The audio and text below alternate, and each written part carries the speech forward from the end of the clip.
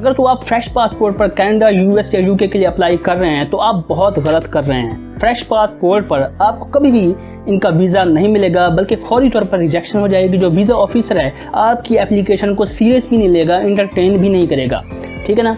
मुझे समझ नहीं आती फ्रेश पासपोर्ट पर लोग इन मुल्कों में अप्लाई कैसे कर लेते हैं। हालांकि कनाडा और मतलब कुछ मुल्क ऐसे हैं जिनके कुछ प्रोग्राम ऐसे हैं जहां पे आप फ्रेश पासपोर्ट पर जा सकते हैं। कनाडा का New Brunswick critical worker pilot programme है और इसके अलावा फिनलैंड का टैलेंट बूस्ट प्रोग्राम है, न्यूजीलैंड का रिकवरी वीज़ा प्रोग्राम है, जिन पर वीडियोज़ मैं ऑलरेडी अपने चैनल पर बना चुका हूँ। लेकिन अगर नॉर्मल तरीके से आप चलते हैं इन प्रोग्राम्स के बगैर तो आपको ट्रैवल हिस्ट्री तो लाजमी बनाना पड़ेगी, अदरवाइज आपको वीज़ा वहाँ का नहीं मिलेगा। लेकिन ट्रैवल हिस्ट्री से यार बहुत सारे लोग जो है ना घबरा जाते हैं कि ये एक हेक्टिक काम है, पैसा ज़्यादा लगेगा, वक्त लगेगा। लेकिन यार परेशान होने की ज़रूरत नहीं है, परेशान होने की बिल्कुल भी ज़रूरत नहीं है, क्योंकि अगर आप तरीके से चलते हैं, अपने पैसों को मैनेज करके चलते हैं तो चीप तरीके के ज़रिए भी मतलब चीप एक्सपेंसेस में ही आप अपनी ट्रैवल हिस्ट्री को बना सकते हैं, अपना जो पासपोर्ट है उसको मजबूत कर सकते हैं। स्टिकर वीज़े आपने लगवाने हैं अपने पासपोर्ट पर, क्योंकि उनकी वर्थ होती है, उनकी वैल्यू होती है। जब स्टैम्प्स और स्टिकर लग जाते हैं आपके पासपोर्ट पर तो जो वीज़ा ऑफिसर है वो उसके ऊपर एक अच्छा इंप्रेशन पड़ता है जब वो आपका पासपोर्ट देखता है कि ये फ्रेश नहीं है,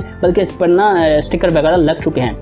तो इस वीडियो में मैं बताऊंगा कि किस तरीके से आप बहुत ही कम पैसों में अपनी ट्रैवल हिस्ट्री को बना सकते हैं और 3-4 लाख रुपए में ही आप 4 मुल्कों को कवर कर सकते हैं। याद रखिए ये वीडियो उनके लिए है जिनकी जेब में 3-4 लाख रुपए मौजूद हैं और वो ट्रैवल हिस्ट्री बनाने के मतलब है वो उस पर ना खर्चा कर सकते हैं। तो इसमें सबसे पहला मुल्क जो आता है वो आता है थाईलैंड। अगर आप पाकिस्तान से हैं या इंडिया से हैं तो थाईलैंड एक बेस्ट डेस्टिनेशन है, ईजिली उसका वीज़ा जो है मिल जाता है, रिजेक्शन बिल्कुल भी नहीं है। और रिजेक्शन अगर होती भी है तो वो इस तरीके से होती है कि किसी का अगर कोई क्रिमिनल रिकॉर्ड है तो उस बेस पर उसकी रिजेक्शन हो जाती है। इसका वीज़ा जो है आराम से मिल जाता है। 3-4 लाख रुपए आपको बैंक स्टेटमेंट शो करना पड़ती है, क्लोजिंग बैलेंस जो है 5 लाख रुपए होना चाहिए और 3 माह की जो है आपको बैंक स्टेटमेंट देना पड़ती है और आराम से आपको जो वीज़ा है उसका मिल जाता है। और इसके बाद यह है कि थाईलैंड से आप फिर मलेशिया जा सकते हैं, कंबोडिया जा सकते हैं, लाओस जा सकते हैं, वियतनाम जा सकते हैं। ये बाई रोड आप वहाँ पर जा सकते हैं, बाई क्रूज़ जा सकते हैं, बाई ट्रेन भी आप जा सकते हैं। ट्रांसपोर्ट जो है वहाँ पर सस्ती है, अकोमोडेशन सस्ती है, खाना पीना सस्ता है, तो आराम से आप उनको कवर कर सकते हैं। इसके अलावा जो मेजर खर्चा होना है वो पाकिस्तान और इंडिया से जो फ्लाइट जानी है थाईलैंड वो आपका खर्चा होगा।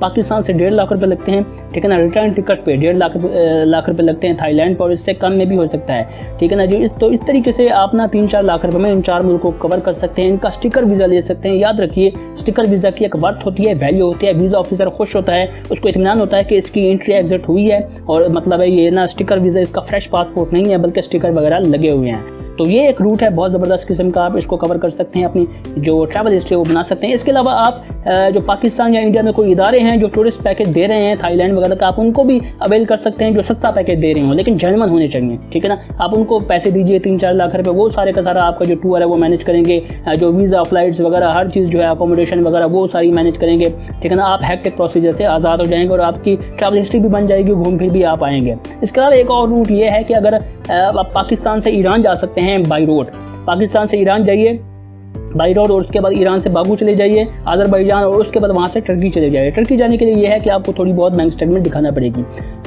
इसके अलावा ईरान और अज़रबैजान का जो एक्सपेंसेस हैं वो बहुत कम है, ठीक है ना। बहुत ही कम पैसों में आप उन मुल्कों को भी कवर कर सकते हैं। आपका जो पासपोर्ट है उसकी और वर्थ बढ़ जाएगी, मजबूत हो जाएगा, ठीक है ना। उसके बाद फिर आप अप्लाई कीजिए शेंजन वीज़ा के लिए, तो शेंजन वीज़ा फिर आपको आराम से मिल जाएगा। वो जब देखेंगे कि आप इतने मुल्कों में फिरे हैं, आपका एंट्री एग्जिट हुआ है, आपकी टाइज अपने मुल्क के साथ बहुत स्ट्रॉन्ग हैं, आप वहाँ पर जाकर वापस आते हैं, वहाँ जाकर रुकते नहीं हैं, ठीक है ना। बेसिकली ये बात वीज़ा ऑफिसर को इंश्योर करनी पड़ती है कि वो वहाँ जाकर रोबोस्ट तो नहीं हो जाएगा कनाडा जाने के बाद या यूके जाने के बाद, तो यही चीज़ वो देखते हैं, ठीक है ना। तो ट्रैवल हिस्ट्री एक किस्म का सबूत होता है कि आप एक जेन्युइन ट्रैवलर हैं और आप वहाँ जाकर रुकते नहीं हैं।